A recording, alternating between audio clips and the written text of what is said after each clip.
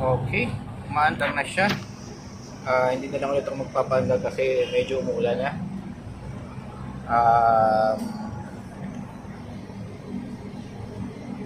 Ilalagay na lang. Sabihin ko na lang kung ano yung ginawa natin. So since maganda naman yung battery voltage niya, maganda yung cranking, chinek natin yung supply ng fuel solenoid. Okay naman dito sa likod. So dito sa fuel solenoid, ayan, number 4. So chinek din natin yung relay. Ito yung relay niya. Okay naman. Yung mga circuit breakers, yung continuity niya, okay naman. Then hanggang dun sa fuel injection pump, may supply naman po siya. So ang nangyari dito is naubusan lang po siya ng diesel.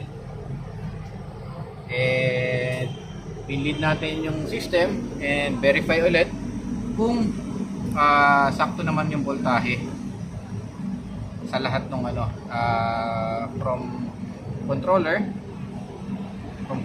to relays up to fuel solenoid. So yun lamang po. Hindi ko na susubukan pa na rin at medyo umuulan, pero kailangang